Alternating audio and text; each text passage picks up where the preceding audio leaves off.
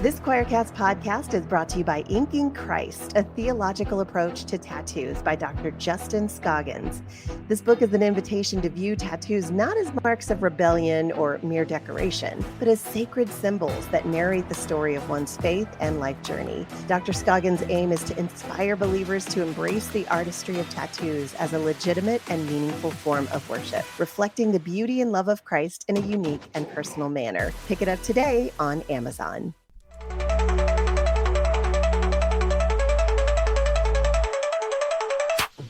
Welcome to the Unbelief Podcast, your journey, actually our journey together beyond inherited beliefs to a spirituality that works for you.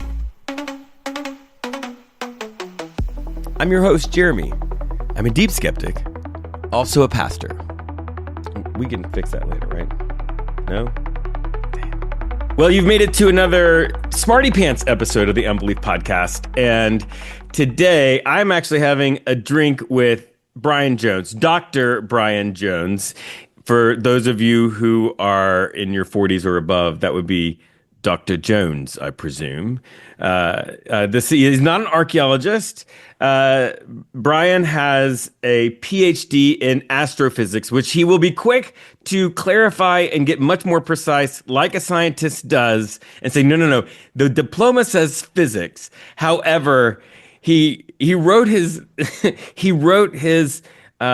PhD doctoral dissertation on gamma ray bursts. So basically, Star Trek is what your doctorate is in. So for me, who is not a scientist but is sort of a fanboy of science, that's it. Brian, thank you so much for being on the podcast. And what are you drinking today? Well, thanks for having me, Jeremy. I'm drinking, I don't know, do we do product placement here? Right. Hopefully. I'm drinking a Sierra Nevada tropical little thing, hazy IPA. Hazy IPA. So, I can't deal with IPAs. I get it. And here's the thing, I know they're all pretentious and stuff, and I don't want to tell anybody that I'm drinking them, but I like them. So how do I do that without so pretend it's like something else. And I was really hoping I was going to have my favorite beer, which is a Weihenstephaner, which is from Germany. It's the oldest brewery in the world, but instead I've got water. Oh, well, exciting. Yeah. Okay. So hydration is important. Hydration is important, for sure. Okay. So, Brian, also, confession to make to the podcast listeners, Brian and I have known each other for a long time. So if it comes across as like you're sitting in a room while two friends are talking to each other and ignoring you, I'm sorry.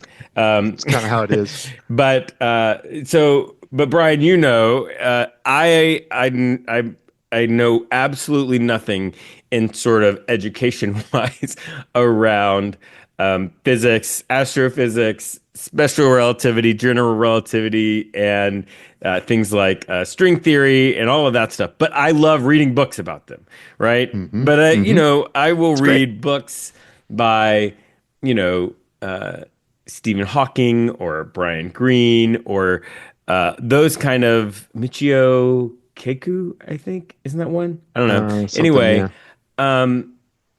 And I will understand about 80% of it and forget about 30% of what I read, so that I can speak like a good white American male with all of the authority, but none of the actual knowledge.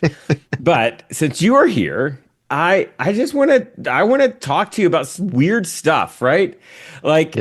Okay, can you explain? So everybody who watched the movie Interstellar had this weird experience, right? Because this movie Interstellar, these people are going to find another planet, right? And for humans to live on.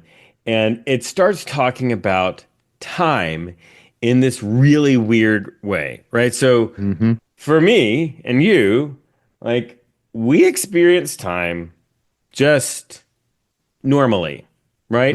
We experience it as a sort of relatively stable thing, except that in America, our ridiculous government decides to cause everybody lots of health problems and lots of crashes because we change the time once a year. But other than that experience, it's a very regular thing. And yet in this movie, they start talking about like they're going to go on these bigger planets that have higher gravity, and time is going to change only for the people on the planet. Right. Yeah. That does not seem possible. Yeah. Yeah. It is, and that's actually how it works. That's like, there's really no doubt that like something like that works. In fact, fun fact, if you didn't take into account general relativity, GPS wouldn't give you the right location. Okay, general relativity, let's back up. For Yep. people who are not haven't even done the little bit of stuff that I've done. Right. General relativity was come up by Albert Einstein. And By Albert what is Einstein. it? What does it do? What does it describe? So here's the thing, like every theory in science is partial and incomplete.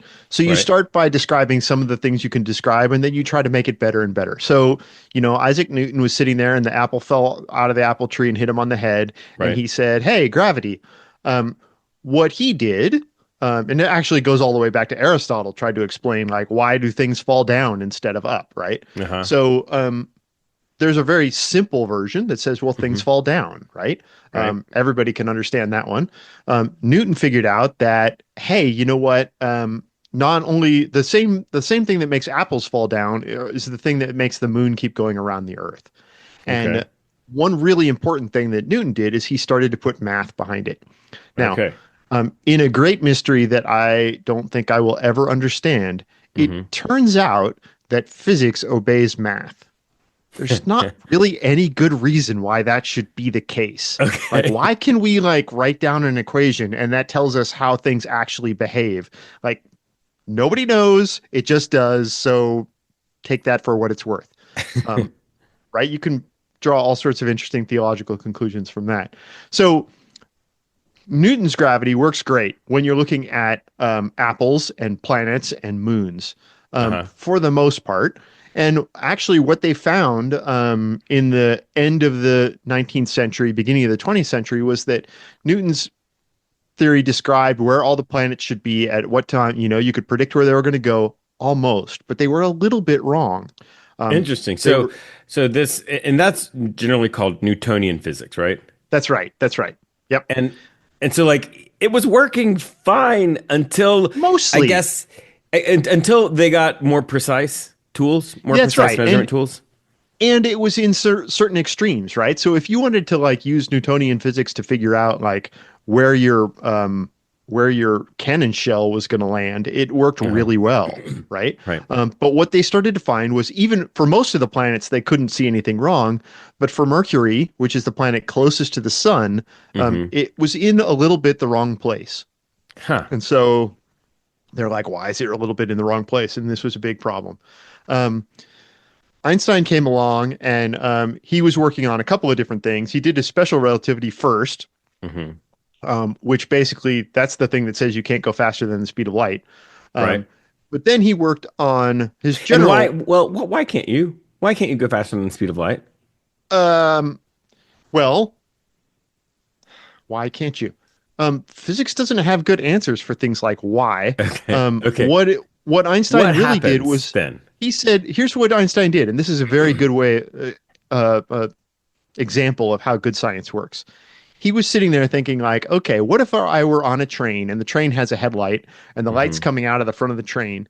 As the train goes faster and faster, as the train approaches the speed of the light, does the headlight stop working? Like, Huh. that would be weird. And he said, well, like how he came up with a few different hypotheses. Maybe the headlight stops working. Maybe the light still comes out of the headlight at the speed of light. What if you assume that? And then he worked through what the implications of that were. And when I say work through, he did a bunch of math. And Right. when he did a bunch of math, he figured out that like, oh, if I assume this, that light is always coming out at the speed of light, then Hmm. everything else works in the math and it makes all the predictions that we actually see. Hmm. So in that sense, we sort of infer from that like, yep, light must always go at the same speed. It doesn't tell us why. It just tells Okay. us if we take that to be the case and we put that in our theory, Then we ask a bunch of questions about what's going to happen when we do different things. We get the right answer. So what happens when you approach the speed of light? Well, so a couple things happen when you approach the speed of light. If you take, for example, you take an electron, right? The electrons are the little guys that orbit out the nucleus of an atom, right? Uh-huh. Your classic hydrogen atom has one proton in the middle, and the electron spins around it. If you take one of those electrons, and that's what makes up electricity, and you accelerate it really, really fast, um, it and you accelerate it close to the speed of light, a couple of interesting things happen. And this is not just theoretical. This is what they do at particle accelerators. Right. Here in the Bay Area near Stanford is the Stanford Linear Accelerator Center. For many years, this is a building. The whole building is like a mile long. And they start electrons at one end and they accelerate them to go really, really fast, almost to the speed of light, so they can see what happens. A couple things happen. One is it gets super heavy. Huh. So a good way to think about it, the reason you can't push that electron faster than the speed of light is the faster you push it, the heavier it gets. And then it takes more force to push a heavy thing than a light thing. So eventually the force you need to push it past the speed of light gets to be infinite, and you don't have that much force. Okay. So you can't get there. Also, if you were in some way able to ride on the electron and carry a clock, actually sitting there, your clock would go just the normal speed that normally for you, it always would think. feel like For you, time it is would just passing normally. that's right. But for everybody else who was sitting still watching you fly by, it would seem like your clock was ticking very, very slowly. Yeah. And that's also So been tested, right? They put like absolutely. clocks on Yep. planes went fast and they Yep. were not the same when they came back. Yeah. Yeah. Which is getting back to this original weird question about gravity, right? Um, so we're back in Newtonian physics, Right. Mercury not orbiting the sun right. Right. And so what was the cause? So what happened was Einstein made wrote down some different math, some speculative math, right? He's like, what Right. if gravity actually worked this other way? And when I say this other way, I mean he wrote down some equations. Mm-hmm. And essentially what he said was, if he made these sort of assumptions about the way gravity worked, then could that explain why Mercury was doing what it was doing? And in fact, it could. And he made a prediction of what Mercury was going to do, and they observed it, and it was true. And it was a big deal that like that general relativistic prediction came true. What that allowed them to do is that basically Newtonian gravity works great until things get too big and heavy. Okay. So that's why, and the Earth is barely big and heavy enough to matter. Right. So I'm talking really big and heavy. The sun, like when the Mercury is really close to the sun, then it matters. For like, the other planets, for Jupiter even, like it's barely measurable because, they're far apart, and the sun's not that heavy. If you get close to black holes, it matters a lot. Like that's when it gets really, really important. Yeah. So that's a good example of like, it's not that Newtonian physics is wrong. It's just that like, that's close enough when you use it in the circumstances that it's good for. And if you want to go outside those circumstances and ask some like more esoteric question, then you need a more precise theory. So you use general relativity. Well, and so this is asking a very detailed question. Do you know about when this general relativity, when Einstein came up with this? Yeah, Any it idea? was, let's see, 1915. Special relativity was 1906 and general relativity was 1915. Okay. So this is what kind of blows my mind. Um, you said that like it doesn't matter the difference in gravity, like when we're tracking the like really big things like the orbits of the planets, that doesn't really matter. But when you're trying to do some calculations that matter, like nanoseconds matter, Right. then something like the Earth's gravity does change things. Yep. And what blows my mind is that this math that Einstein came up in 1915 is something that is used and like absolutely profoundly changes my life every single day, Yep. right? Right.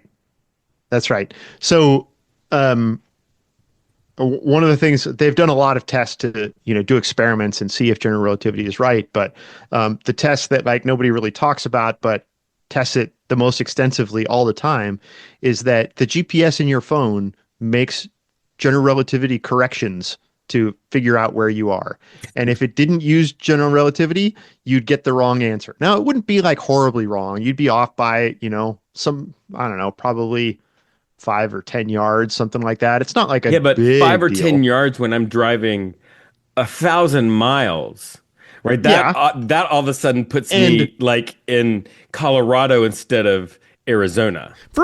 Okay. So we're gonna pause for just a second because Brian emailed me after this interview, and as a scientist is wont to do, he had checked himself on some of the things that he said, and I think it's really interesting. He wanted me to make a little correction, and what he said is that the difference in the satellites and the clocks on the ground would drift by about 38 microseconds per day. He said a microsecond is one millionth of a second, and it doesn't sound like much, but Brian says it could lead to errors as large as 10 kilometers, 6 miles in position.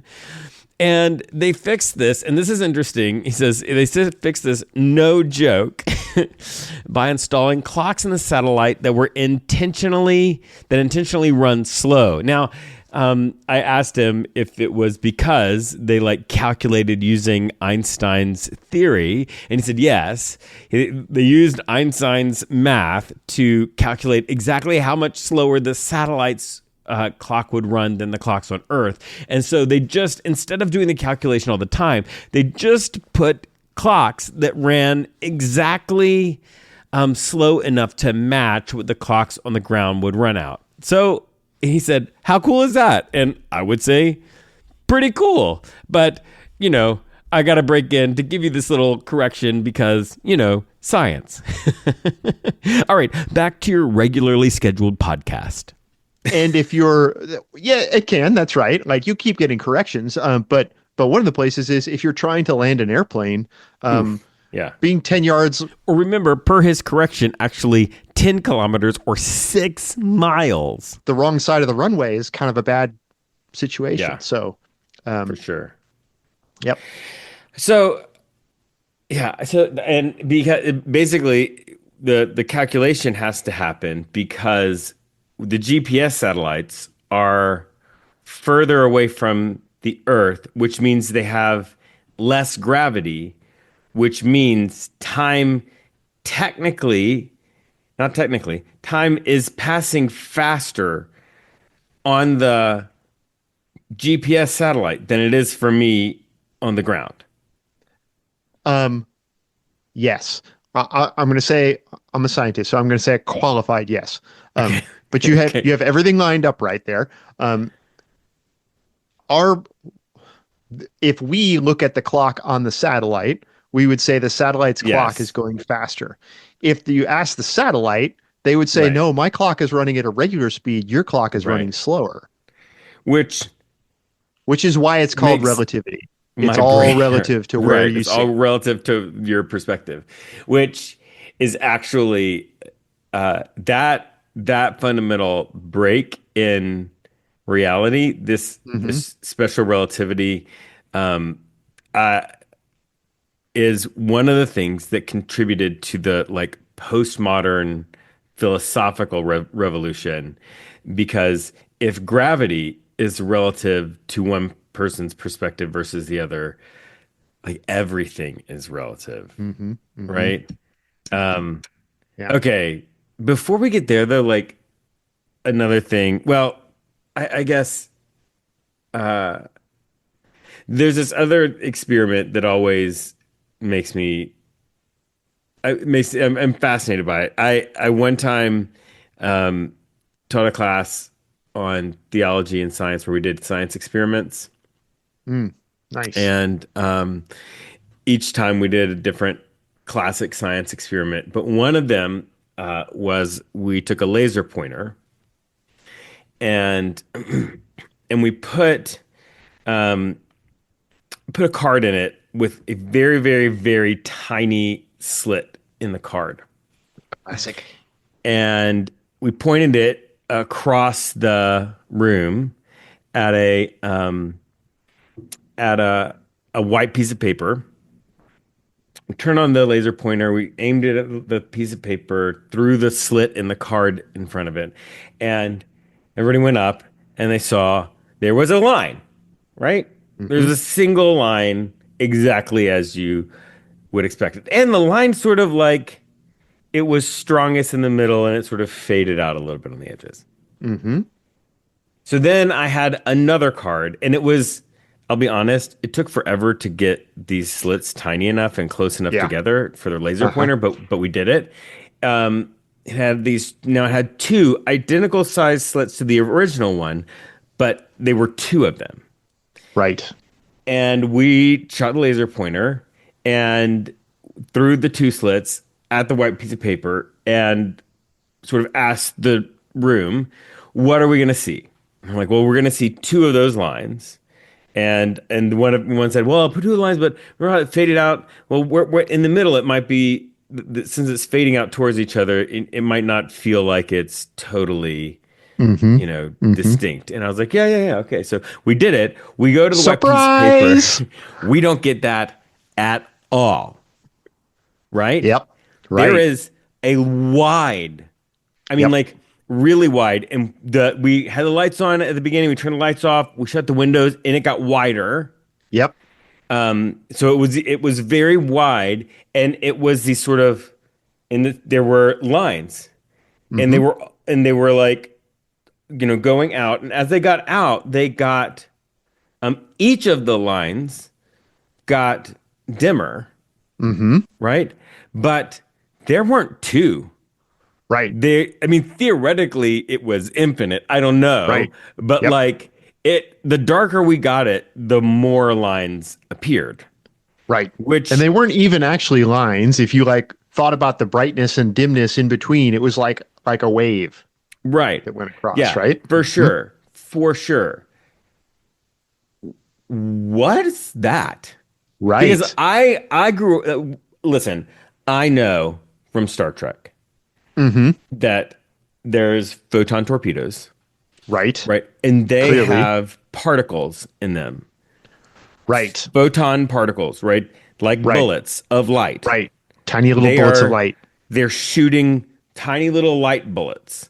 Yes. And if you're shooting bullets through a hole, They if either there's go one through the hole or hole. two hole, it's gonna like you're gonna get two lines. You're not gonna get like this massive spread. Right. So Yep. what is that? What's going on? Yeah. So we're back to Newton. Newton called them corpuscles, I think, but bullets is basically what he meant. Uh-huh. There was this sort of big argument in science about what is light really made of. And Mm-hmm. Newton was in the bullet camp. Light's made of these little bullets. And, there's lots of good reasons you can see for that about the way that light works. And in fact, as the technology got better and better, so that they could actually turn the intensity of that light down really, really, really dimly.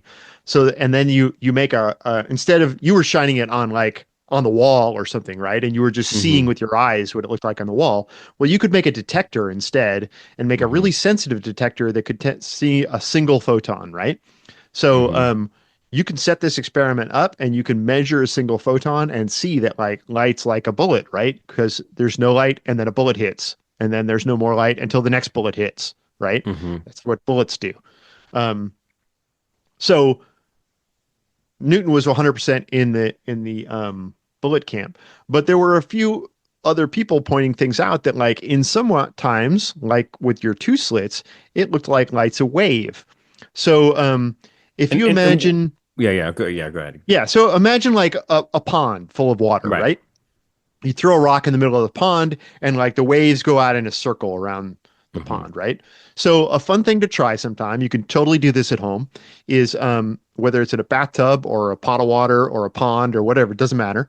Um, if you set up sort of like two big blocks, put two bricks in there that stop the Hmm. waves and like put them kind of close together so that there's a slit, just like you did with your paper, but you're going to Hmm. do it now like a big scale with a couple of bricks. And then you drop a rock in there and let the waves go out. What you'll see is that the waves are going to go all out, and then when they go through that little slit, those waves are going to make a new circle with their center on where that slit between the bricks is. Hmm. Right? So they were going out where the center of the circle used to be where you dropped your rock, but like Hmm. once you make this little slit, you're going to get a new center there. And in fact, if you make two slits next to each other, put three bricks together and make two slits, those waves interfere with each other. So interference has a specific meaning in physics. What that means is that the places where the water is high, like if you have two waves that crash into each other, Hmm. the high bits add together and get even higher, and the low bits subtract together and get even lower. And where one of them is high and the other one's low, they cancel out, Right. right? Fun fact, this is how your noise canceling headphones work. Hmm. They listen to all of that noise coming from the outside, which is waves, pressure waves in the air, and they like make it another wave Make just the opposite opposite. of that, and it Yeah. cancels it out, right? So some people looked at that and they looked at the experiment you did and they said, hey, light's not a bullet, it's a wave. Hmm. Because that's exactly what you'd expect with two slits and a wave. You'd expect to see that interference, and that's what you saw Right. on the wall. It's an interference pattern. Um, so this argument went on for a little while. Eventually, what happened is that quantum mechanics determined it's kind of neither one. And And quantum mechanics, you just threw that term out there. So yeah, quantum mechanics is part of quantum physics, right? it's the same thing. Yeah. Yep. Yeah. And Yep. quantum physics describes tiny things, like really tiny things, right? Um, yes. So quantum mechanics, you see the effects of quantum mechanics when you look at really tiny things. Let's put Okay. it that way. Um, so again, there was a situation in the really started in the 20s. It was a crazy time for physics between 1895 and 1935. Like everybody's complete conception of all the way things worked totally changed. Hmm. So Einstein was doing his stuff on gravity, and some other folks were working on. Actually, Einstein was working on quantum mechanics also.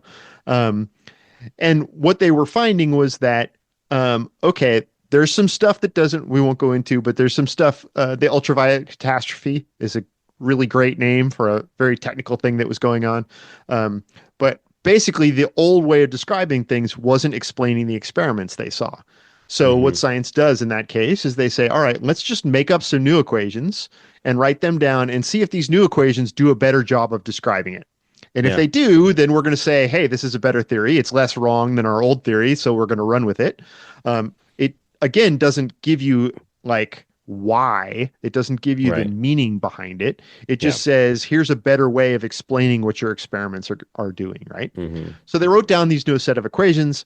The math was a little weird, but people got used to it. And essentially, what happens is that I guess now that we've got 100 years of hindsight, the Right. easiest way to explain it is that light's not a particle, light's not a wave, light is a field. What's a field? Well, a field is a mathematical object that solves certain mathematical equations and does certain mathematical things. And in the right circumstances, um, the results of that field look like a particle.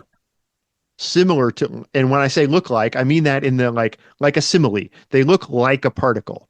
That doesn't mean they are a particle. It means that like they look like one. Um, in other sets of circumstances, it looks like a wave. The thing that it actually is something that we don't have any sort of like tactile experience with. Like that's not the Okay. way our senses work. So it's just this other thing. And this other thing obeys these equations and it is whatever it is. But when we do some experiments, it looks like a particle. When we do other experiments, it looks like a wave. So what was interesting about the experiment you did is you set up the circumstances for each of those two situations. When you made one slit, you set up the circumstances where a field looks like a particle. Uh-huh. When you did two slits, you set up the circumstances for when a field looks like a wave. Right.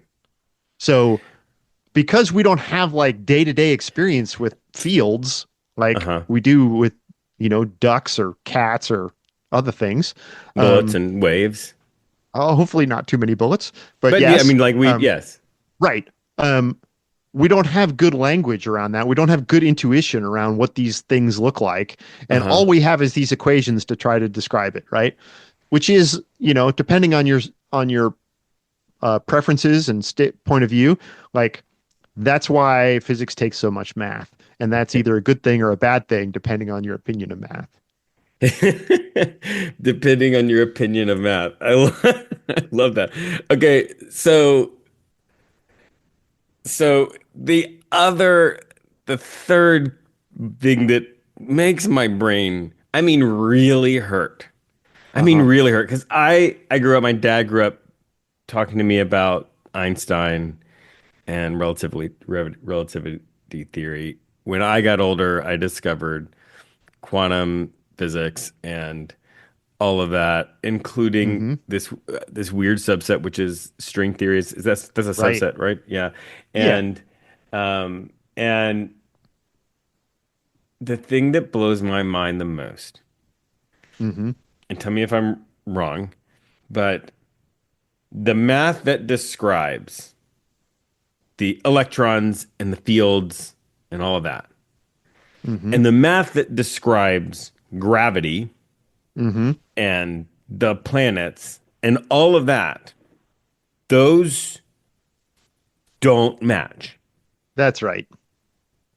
Like that's right. They don't work together. That's right. Yeah, and this was sort of first appreciated very soon after they came up with each one of them. Somebody said, wait a minute, Einstein just came up with this great crap back here in 1915, and all of the quantum theoreticians came up with all of this stuff in the sort of 20s and 30s. Wait a minute, like, how are they going to match up? So if we're in the regime where we're thinking about planets going around stars, it's clear that general relativity gives us the right answer. So I'm not going to say it's right. I'm going to say it gives us the right answer to questions we might care about, like where's the planet going to be next week? If we want to ask questions about how is this electron going to behave as we shoot it down the Stanford Linear Accelerator, quantum mechanics is going to give us the right answer for how that's going to turn out. The problem is that like we came up with different equations to describe these things, right? Remember, like when the scientists were figuring this out, they were like, what if we wrote down an equation that looks like this? Does that give us answers that make sense? And the answer was yes. Different people made up different equations. And like, if you try to ask really tough questions that are at the limit of both of them, like what happens if you put an electron next to a black hole? Right. Now, like, it's not really clear. And we don't have good ways. It's like a cage match between between like Einstein and Planck. Yeah, and kind of like I like to think of it as like two people started building a bridge from both sides of a river, and like they got to the middle, and like it's not like they totally missed, right? It's not like they totally missed, but it's like halfway off, right? That like wait a minute, something's totally wrong here. It's not totally wrong. It's kind of working, but like there's some real problem. We did not do this correctly. Yeah. So at the risk of, in the terms of Ghostbusters, crossing the streams and like, ruining all of reality by trying to have science describe religion or religion describe science, a practice that is dangerous and should never happen. Right. I think there are some things we discover about reality that are sort of echoed in both places. Mm-hmm. Mm-hmm. Because I don't know how you feel about this statement, but my the way, guys, I love science. I'm a deep skeptic partially because I love science. I love the scientific method. I love, you know, making a hypothesis and testing it and Mm-hmm. all. I love the Mm-hmm. data. Like I love that. Um, I the way that I sort of live deeply passionate and believing deeply in both faith and science is that for me, I, and of course, I'm putting it in sort of almost a scientific jargon, but um, I feel like science and faith are two sets of tools that we are actually doing the same thing with, and that is like Mm-hmm.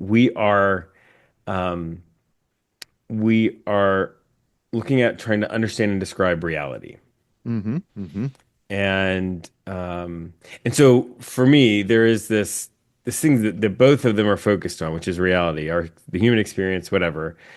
And um, and so what I think is for me, I feel like I experience these sort of echoes of one and the other that I feel like are actually reality itself, right? It's Mm-hmm. some Mm-hmm. some attribute of reality itself, or I guess maybe the human experience of reality, which Mm-hmm. and for me, one of them is this idea that like I can live my whole life believing that time passes at a constant rate and experiencing Right. that. Mm-hmm. And I can be 1,000% wrong, Mm-hmm. right? You're not 1,000% wrong though, But time right? is Like, relative. It's not, yes, it's right. I'm not saying you're right. You're right. still wrong, just not 1,000% wrong, right? Okay. Like, so, and I think this is important, right? Like, Said every our scientist ever. right, but like, but Actually. your experience of Yeah, yeah, time yeah. going forward, like, as we say, like, I'm trying not to slip into physicist jargon here, but we say Hmm. this a lot to first order, which means like Hmm. if you only include like maybe there's more nuance and complication, right? But like just the Hmm. first piece of it, you're not wrong. Like for the speeds that you travel, which are rarely close to the speed of light, for the Right. places that you hang out, which are rarely close to black holes, like Yeah. and at the level of time that you care about, which is seconds and minutes and not nanoseconds and Hmm. yotoseconds, like you're right. Time does move straight forward. So you're not 1,000% wrong in that, but you don't have a complete picture. Right. Yeah. And that's where I think that well, one of the things that I say is that like the one thing that I know for sure is that I am wrong about I feel like at least half of what I believe. I don't Right. know which half, Exactly. right? And I think that because that's for me the deeper principle is that like both in science and religion, in science you have equations, in religion Mm-hmm. you have I don't know, theology, philosophy, ancient texts, Mm-hmm. whatever it is, Mm-hmm. spiritual texts. But but you at the sort of individual level, um you could be wrong, right? Like, Right. and No, and I think yeah, I think you'll very rarely hear scientists talk about the law of gravity because right. that No, makes it for sound sure. like we really understand it. And Hmm. like most physicists will say that what we have is our best guess so far. Right. It explains a lot of things. It Hmm. doesn't explain some other things. And we know that we know we're wrong in the sense that like it doesn't match up with quantum mechanics. Something's wrong there. Right. Like we don't know what it is. If we knew what it was, we'd fix it, but we don't know what it is. It's still useful sometimes, it Yeah. still is good enough for GPS to tell us where to land our planes, Yeah. even if we don't know what's really truly right. Right.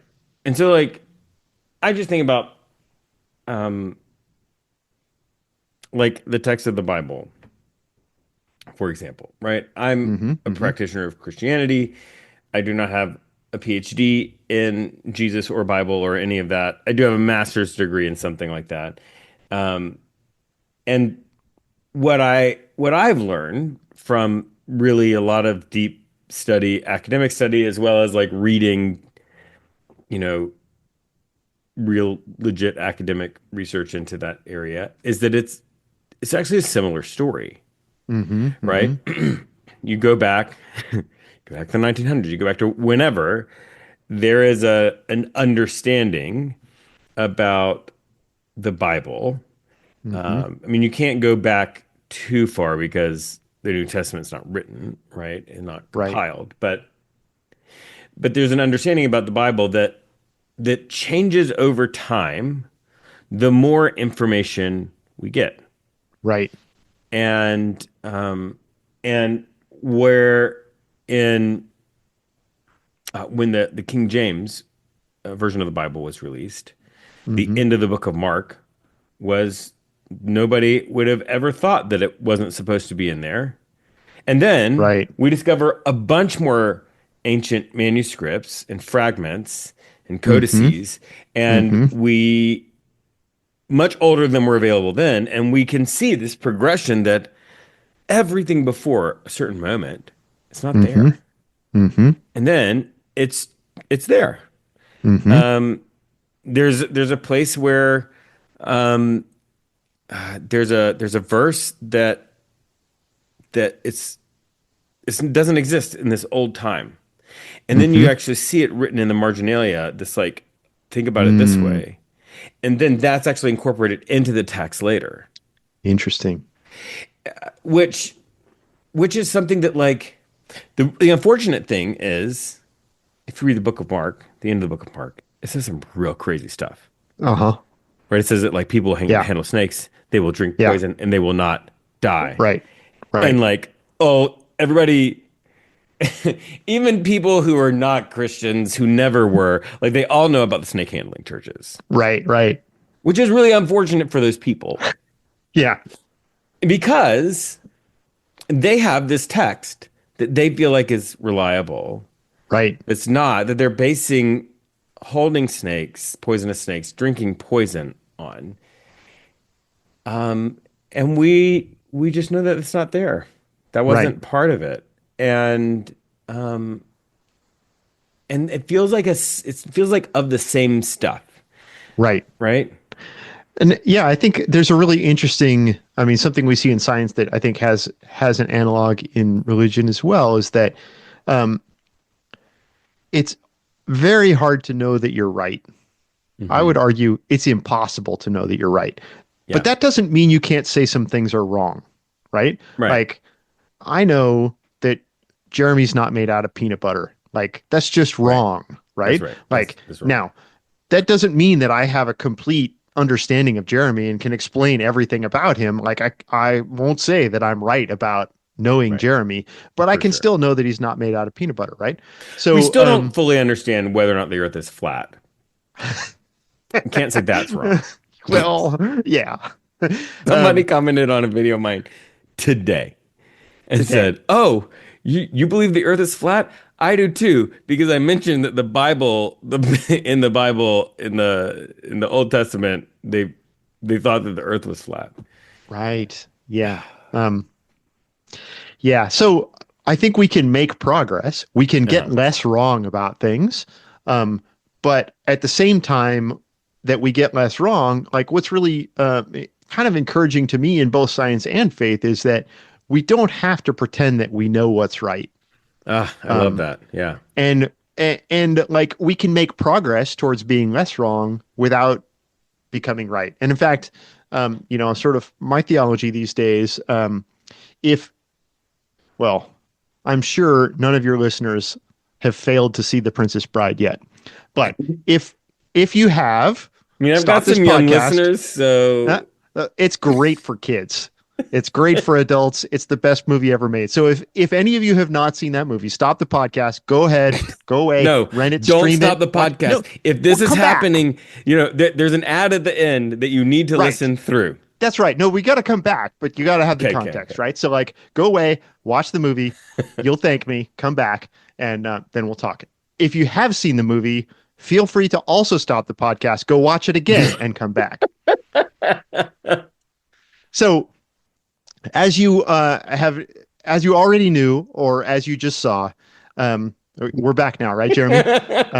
As you already knew, or you just saw, there's this scene where the man in black is having a sword fight with Inigo Montoya, and to me, like, there's just huge theological repercussions in this entire scene. These two people are fighting with each other. Like, if you want to go back to Jacob wrestling the angel, you've got like this sort of Old Testament analog here. Is this the one where he says, "My name is Inigo Montoya. You killed my father. Now prepare to die." Prepare to and die. He says that a over and lot over of again? times. Yes. But this is where like he helps the man in black up the cliffs of insanity, like throws him the rope. He waits for them. There's a lot of mutual respect before they have this battle. And then they fight each other. And this is the famous one where they're fighting and the man in black says, "I have to admit it, you're better than I am, but I know something you do not know." And he says, "Well, what is that? I'm not left-handed." So they've both been fighting left-handed, and it turns out that they both switched to fighting right-handed because that's their true. So this is a measure of the respect they have for each other. But the real theological point comes to me when, after this battle has progressed quite a ways, Inigo Montoya says to the man in black, "You are amazing. Who are you? I must know." And the man in black says, "Get used to disappointment." And to me, like, this is like, I mean, it's silly, but like, it's really helpful to me. Like, I must know. God, who are you? I must know. And like, we're not promised that we get to know.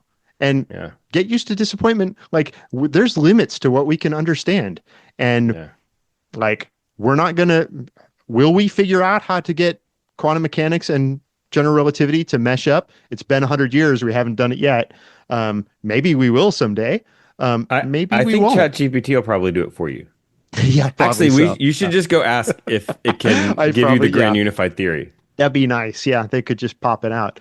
And in the same way, I think from a faith perspective, there's a lot of faith traditions that teach a lot of things that have a lot of truth in them, and like, they can help us get less wrong about stuff. But like, will we ever know? I don't see any good reason to think so.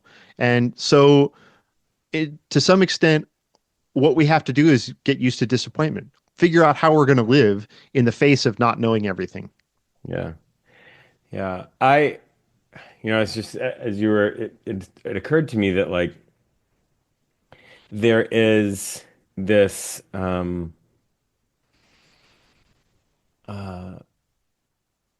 was talking about the Bible, but, that's ancient spiritual texts are really only, one little piece of the faith pie equation, right?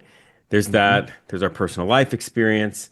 There's also like other data, right? Other things besides those sacred texts, like other people's experiences. And like, while we could watch Dan McClellan all day dissect the Bible and give us these sort of academic consensus around that, like, I could also listen to Richard Rohr or Thomas Merton talk about meditation and the like letting go of the conscious mind and all of that stuff, which is brilliant and wonderful and another whole area of faith. And like,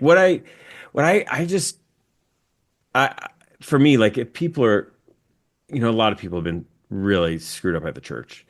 And especially when they were in traditions that were high control, that were sort of giving them telling them what to believe or whatever. And I think what you're saying is like, be prepared for disappointment 100%. Like, you're not going to be able to fully understand or describe God. Right. But at the same time, I think it doesn't mean that it's not worth trying. It's not for worth sure. doing, right? You can be less wrong. And like, whatever your way of nerding out is, nerd out, right? Yeah. Go study the Bible and all these ancient cultures and all that stuff, or Yep. go to the desert and meditate, or Yep. whatever. Like, Or go to Tibet, right, do right? your thing where you can like lean in.